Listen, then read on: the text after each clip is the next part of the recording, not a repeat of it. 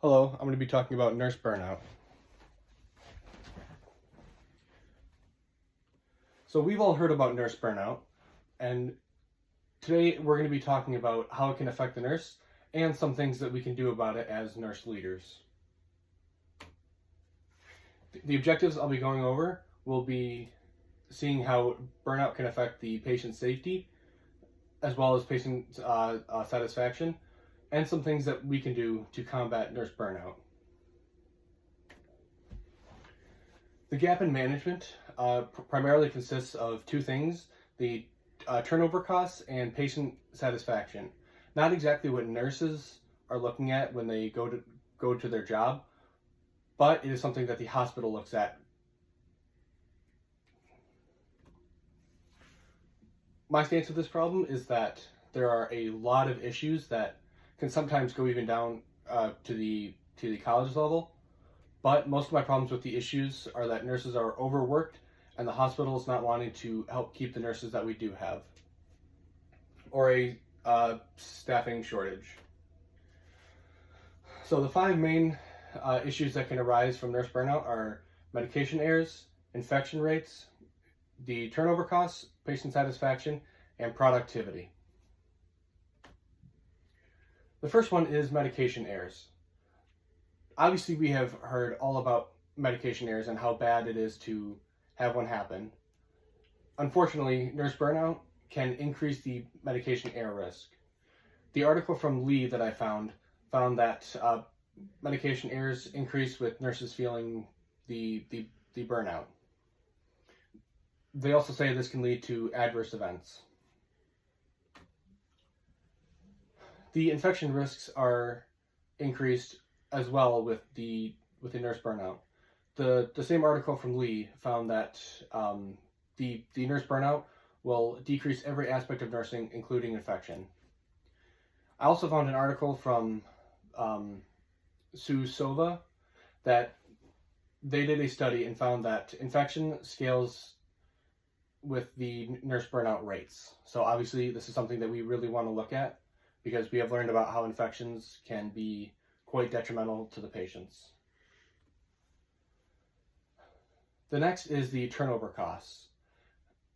What we learned about in management is it costs a lot to train a new employee, and if you have high turnover costs, it's going to cost the hospital even more money. The nurse burnout can affect the turnover rate. The next is patient satisfaction. Although it's not reflected onto the nurses directly, it does start with the nurses. If the nurses aren't always going to help the patients, always putting on a smile, it can affect the patient's satisfaction, and the hospital looks at that pretty negatively. So it starts with us and our burnout for the patient's satisfaction. Next is productivity. Obviously, nurses are always on their feet, always doing something. We rarely get a chance to sit down. And unfortunately, productivity does dip with the increased rates of burnout that they are feeling. So the financial impact of burnout, something that not a whole lot of people want to look at, but it still needs to be looked at. Obviously, the patient satisfaction and high turnover costs can cost the hospital a lot more money than what they need to be spending, decreasing the patient safety, or the resources that we have. If we stop the nurse burnout, it is going to reduce the financial effect that the hospitals will have to pay. So, ways to fix this problem. Coming from the nursing meta paradigm, the person or the patient really can't do a whole lot, because with the increased amount of patients, they need that care. Obviously, they're the ones causing it, but they need that care. They need to be looked at. For the environment aspect of the meta paradigm, the article from Schlack found that improving the environment in the nurse's working area can reduce burnout rates, which is what we want to see. They outlined the environment as nurse autonomy, better staffing, and supportive management. For the health aspect of the meta paradigm, The nurse's mental health matters with the nurse burnout. Obviously, burnout is mental health of the nurses starting to slip because it directly leads to burnout. Decreasing the mental health problems in nursing is going to reduce the burnout. From the nursing side of things, this is the core of the problem. The nurses are running around trying to help the patients the best they can, yet they have no time for themselves. That is going to lead to more and more problems. Like Schlack stated, better staffing is going to aid with the burnout as a whole. Stopping the nurse burnout with the nursing process. So the first part of the nursing process is assessment. Nurses are feeling burnout and it's causing increased issues for the patients. The diagnosis, nurses are just being overworked. It's as simple as that. Planning, the nurses and nurse manager should brainstorm solutions such as changing the environment like we talked about, increasing in pay, implementing interventions for the nurses when they are feeling overwhelmed, which we'll talk about in a second, and getting more staff. The implementation, you don't want to approach the nurse manager, supervisor, or hospital without having the solution. So you want to bring the problem to them, but also bring the solution, whether it be a change in environment, change in the staffing, or etc. For the evaluation, if the implementations are agreed upon and they are implemented, check to see if the nurses still feel burned out after that. You should let some time pass to gather the data and check the patient's statuses to see if the interventions worked at all. Nursing theory and stopping nurse burnout. I used Dorothea Orum's theory. I thought the self-care theory would work best. Her model focuses on ways that the patient, or in this case the nurse would be our patient, can help themselves with burnout. One of the ways that I found, oddly enough, would be the 5-4-3-2-1 method that Jones found. The 5-4-3-2-1 method consists of 5 things they could see, 4 things that they could touch, 3 things that they could hear, 2 things that they could smell, and 1 thing that they could taste. Oddly enough, this did decrease the stress and reduce the feeling of nurse burnout. So I think we should try and implement that if nurses are feeling burnout. So I found a bit of an odd change theory. I used Lippitt's phases. The first stage is recognizing that change is needed. That would be the nurses are feeling burnout and patients are being affected because of it.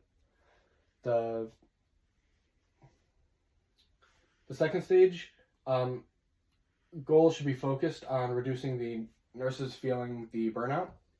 The third stage, the problem that the nurses are feeling this way because of the workload that they are feeling.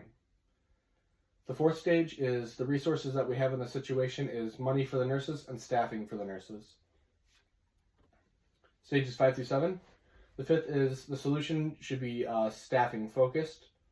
With money, or while money would seem beneficial, the problem at the core is that nurses are being overworked and there's not enough of them, leading to that burnout.